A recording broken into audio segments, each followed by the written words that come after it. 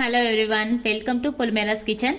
ఈరోజు నేను మీకు చాలా simple and tasty street side masala puri చేసి చూపిస్తున్నానండి.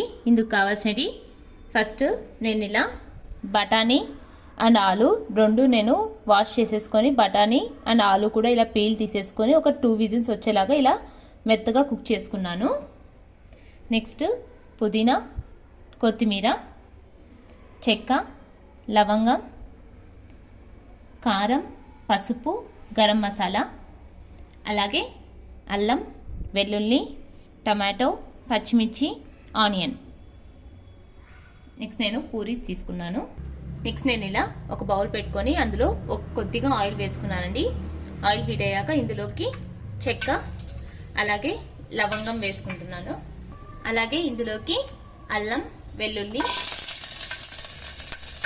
సన్నగా పచ్చిమిర్చి, టమాటో అండ్ ఆనియన్ కూడా వేసుకొని బాగా మగ్గించుకోవాలి. చూడండి, ఇలా పచ్చిమిర్చి, టమాటో అండ్ ఆనియన్స్ అన్నీ కూడా మనకి ఇలా బాగా మగ్గిపోవాలి.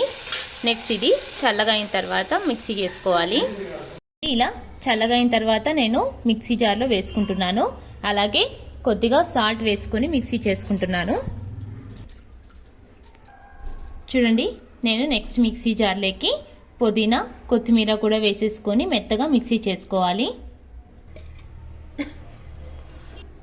చూడండి, ఇలా మెత్తగా మనము కొద్దిగా వాటర్ వేసుకొని మొత్తం పేస్ట్ చేసేసుకోవాలి.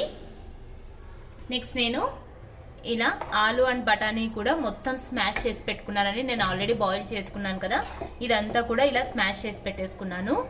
అలాగే ఇందులోకి ఈ పేస్ట్ అంతా కూడా యాడ్ చేసేసుకోవాలి. చూడండి, ఇలా సరిపడేంత వాటర్ యాడ్ చేసేసుకొని మనము మసాలా అనేది రెడీ చేసుకోవాలి. నెక్స్ట్ ఇందులోకి కొద్దిగా కారం, గరం మసాలా, పసుపు యాడ్ చేసుకోవాలి.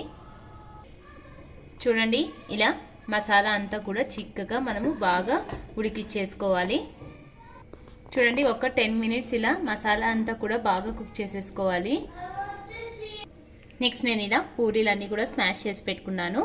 ఇందులోకి ఈ మసాలా అంతా కూడా వేసుకోవాలి. కొద్దిగా ఆనియన్స్. అంతే అండి, చాలా simple and tasty street side masala puri ready అవుతుంది. మీరు కూడా ట్రై చేయండి. నా ఛానల్ మీకు నచ్చినట్టయితే లైక్ చేయండి, షేర్ చేయండి, సబ్స్క్రైబ్ చేయండి. Thank you.